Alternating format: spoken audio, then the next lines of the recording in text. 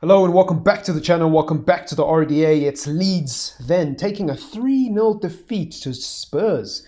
Jose Mourinho's Spurs looking absolutely mint today, and whether or not that was because of the style of play that Leeds implore and continue to stick by, which I think is massively naive, or whether it's because Jose Mourinho's men are genuinely still a threat. We will talk about that in this video. I'll give you my opinions, but please do hit the like button before we move on, and yeah, a sub to the channel would be absolutely excellent. But let's move into it, right? Jose Mourinho, Spurs, do I think they are genuine title contenders? I'm going to be honest. When I look in that Spurs team, when I look deep into that Spurs team, besides Son, besides Harry Kane, besides Ndombele, and I would throw Højbjerg in there because he's had a good season, but I'm not going to add him into this list. Besides them three players there, okay, Hugo Lloris as well because he has a lot of experience. Besides those four players, I don't see a group of players that has a considerable amount of leadership and proven pedigree to win at the highest level. But because they have Jose Mourinho and because they have those other four players, I think it's definitely possible. Will they do it? Probably not. Should they go for it? Probably not. Spurs cannot go from a team that's their best achievement is a runners-up medal in the Champions League and being top four merchants to we want to win the league. I don't think that's fair. I don't think that's rational. I don't think that's normal. Yes, the season is there for the taking, but the reality is there's 5 other teams that could win this league. The line this season is there for the taking and we should go for it, for me, irritates the absolute shit out of me, even when it comes from United fans, because you're not looking around you. You're not looking how close the season is, you know? And I just think with Spurs, if I was a Spurs fan personally, I would be urging my team to prioritize the cup competitions. You know what a magnificent season Spurs could have if they finish in the top 4, win a Europa League, win an EFL Cup, and potentially have a good FA Cup run, and how much they can build on that next season, how many players you can attract to the club, how many signings you can make, how much traction and revenue you can grow. It's just, I mean, I don't even think it's about the money or the revenue, but the traction that Spurs will get and the momentum they will get in this 5-year, 6-year process they've had with Mauricio Pochettino and the transition to Jose Mourinho.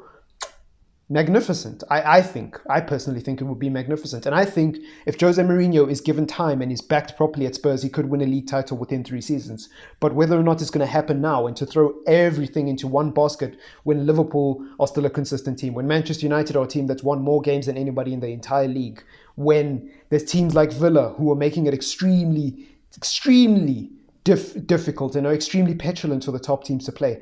I just think it's a very, very difficult league to win if you're Spurs. I really, really do. And if you can't... Look, here's one thing. I saw an interesting stat the other day. Son has one of the highest conversion rates of an attacking player in Europe, but also has one of the lowest percentages in terms of shots per game amongst the top 5. Now, Erling Haaland, Lewandowski, to put this into perspective, average 3 and 4 shots per game respectively.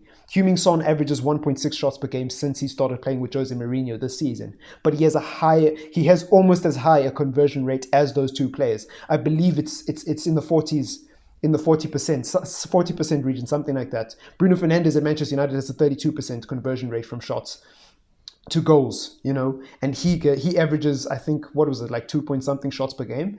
So when you look at those numbers and when you look at those statistics and you put them into context, Heung-min Son is one of those rare players who, honestly, it seems like his fart doesn't smell and his shit doesn't stink, because he doesn't get that many chances as a byproduct of the playing style of Spurs, but he's still magnificent. He still puts up the numbers. And I think him and Kane are responsible for about 70% of Tottenham's goals. And him and Kane are responsible for about 66% of Tottenham's assists as well. You know, you're more than welcome to correct me in the comments down below if you are a Spurs fan and you do watch them, but I'm pretty sure those numbers are very, very accurate, if not far off, because I did check them about a week ago from the point of me recording this video.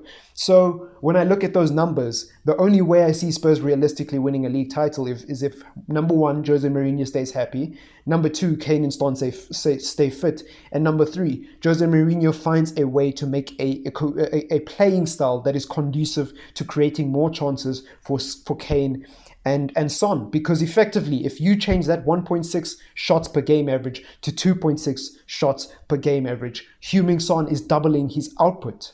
He's doubling his output. And if Heung-min Son doubles his output, oh my God, Ballon d'Or winner, probably. Ballon d'Or winner. But I don't think that's going to happen because Jose's obsessed with this fossil football, fam.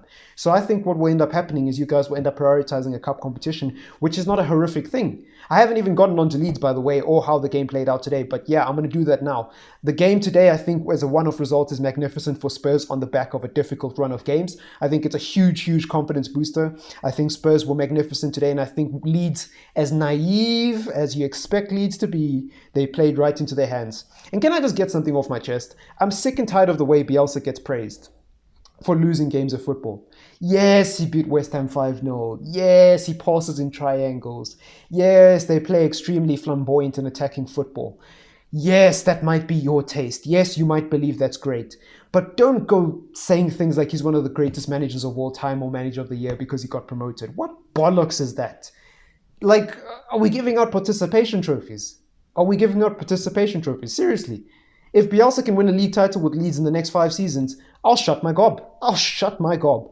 Heck, if he can win an FA Cup with Leeds and actually finish on the top 4, I'll shut my gob playing this football, this crap football of his. But I think it's absolutely ridiculous that Leeds get praised because they pass in triangles when there's literally mid-table teams all around them more high. Aston Villa is higher than them on the table. Aston Villa is higher than them on the table. Why is nobody talking about how Aston Villa's manager is one of the greatest managers of all time? I'll wait. Exactly. Because why? Because Bielsa passes in triangles. I don't get it. I really don't get it. I think it's so naive. If he could just take a page out of Villa's book and learn to be a bit more compact on defense and learn that sometimes when you're playing against a counter-attacking team, it's a good idea to switch up your playing style a little bit so that you can actually win games of football. Maybe Bielsa and his greatest squad of all time, the greatest squad to ever be promoted, or stick it on me, Bielsa. Maybe they'd actually win games of football and they'd actually finish in the top 6 sooner rather than later. But that's just my opinion. If Bielsa shuts me up in the next 3 seasons, you won't hear any criticism about him. But yeah, going back on to Jose, I think this is a massively positive result for Tottenham. And I think they will be a force to reckon with if Kane and Son can stay fit and if Jose Mourinho can stay happy. Genuinely, I think Dombele is an absolute revelation for them. Højbjerg was an absolutely brilliant signing. Reguilon at some point looked like one of the best fullbacks in the league and still does. Lots of positives.